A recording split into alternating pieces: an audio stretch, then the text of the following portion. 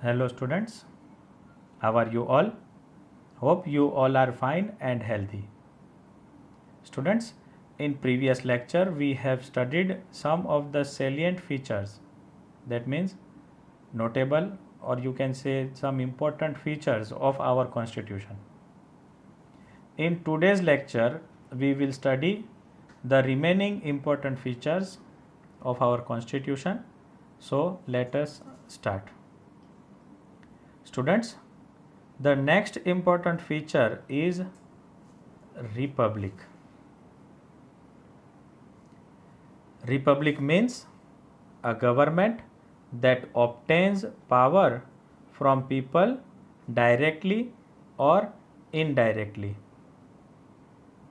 Students, we have adopted a democratic republic system of government, which means that powers are not limited in the hands of a few privileged people.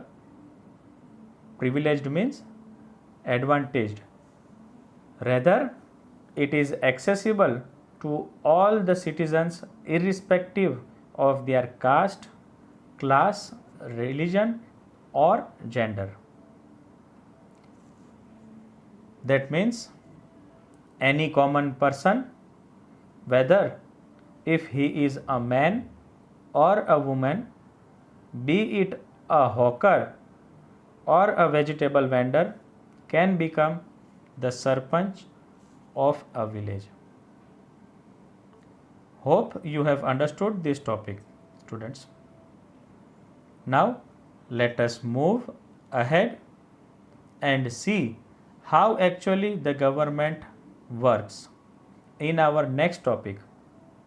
The topic name is functions of government.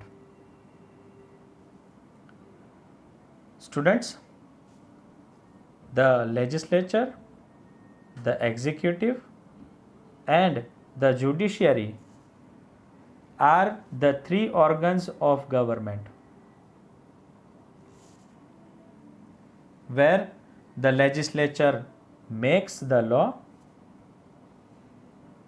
while the executive, with the help of civil service officers, implements that laws, while the judiciary makes people follow the law and does the work of providing justice. Now, students, let us move ahead and see who actually are included in these three organs of the government, that is legislature, executive, and judiciary. Students, we have two-leveled government in India, and it is the central government and the state government. We will look each level one by one. First, let us start with the central government. The head of the central government, or we can say the first person of the central government, is the president. Students, after president, as we have discussed, three organs of the government, that is legislature, executive, and judiciary. Under legislature, we have parliament. Parliament consists of two houses, that is Lok Sabha and the Rajya Sabha. The details of these two houses, Lok Sabha and the Rajya Sabha, we are going to discuss in chapter number 8 in detail. Now, under executive, we have the main head as Prime Minister and his council of ministers, while in judiciary we have at central level it is only Supreme Court. Now let us move to the next government, that is the state government. as we have the first person in central government as president, here we have governor as the first person of the state. Like in central government, here also we are having three organs: legislature, executive and judiciary. Under legislature, here also some states are having two houses and some are having one houses.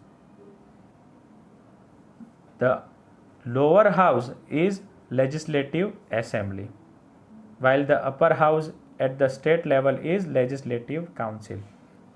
Legislative assembly is Vidhan Sabha in Gujarati, while the Vidhan Parishad as legislative council.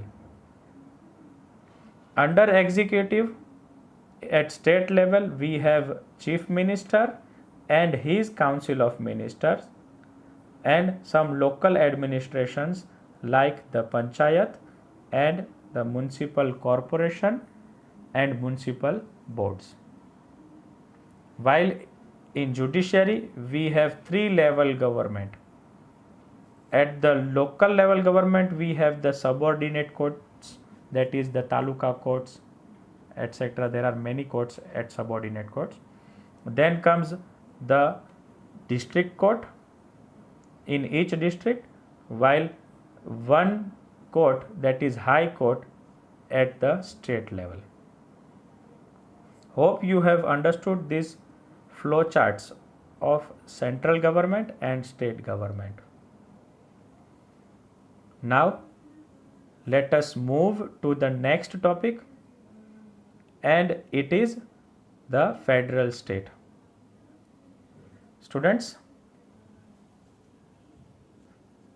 India is a federal state.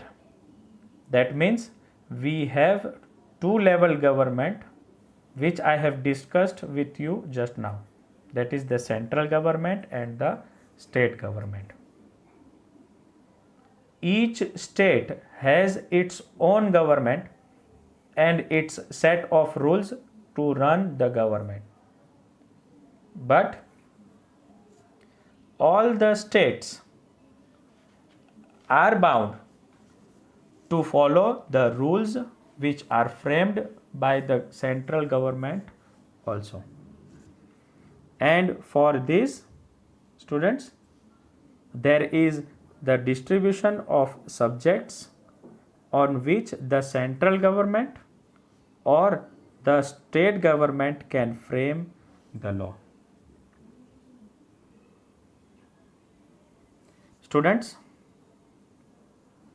there are three such lists, and they are union list, state list and the concurrent list.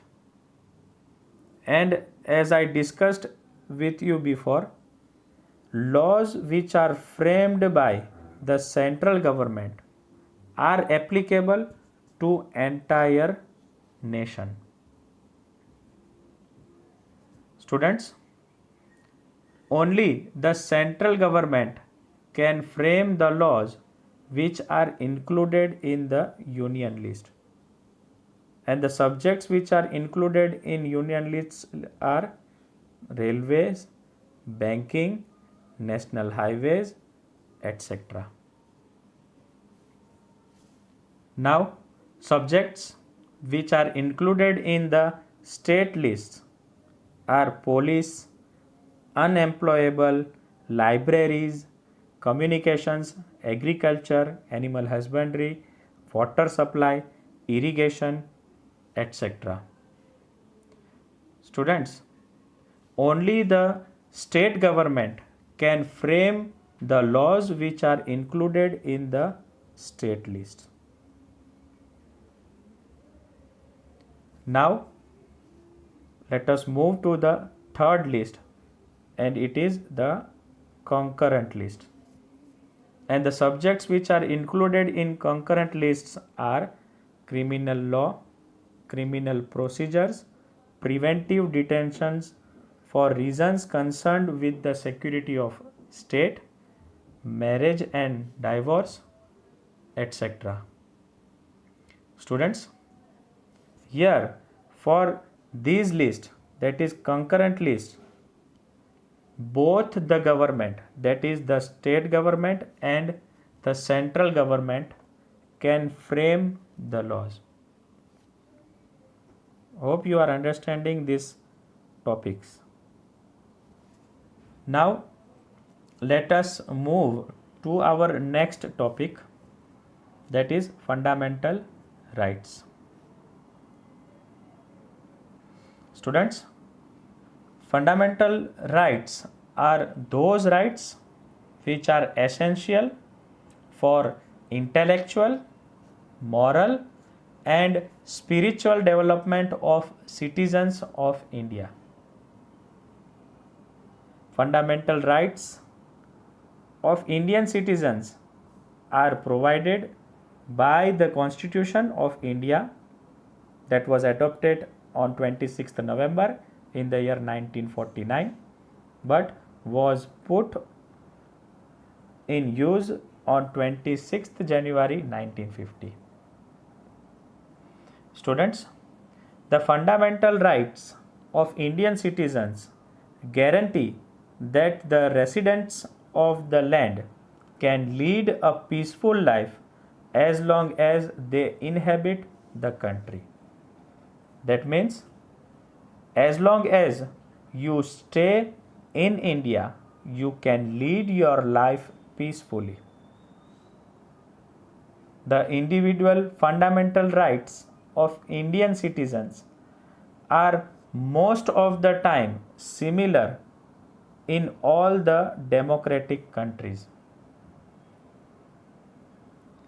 Now let us see which are these individual fundamental rights. And they are equality before law. That means everyone are equal before law. Second is freedom of religion. That means each and every citizen has the freedom to follow his or her religion.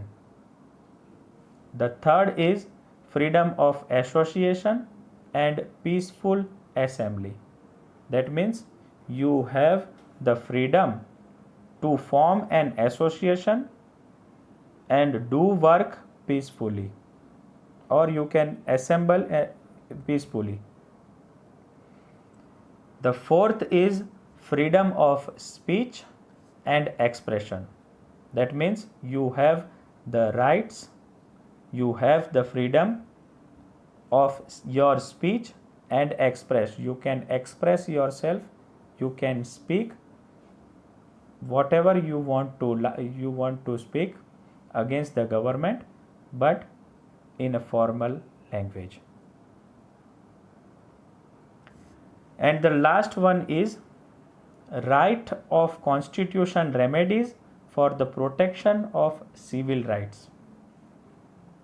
It means if any of your fundamental rights are violated, then Constitution also has the remedies, that is cure for it.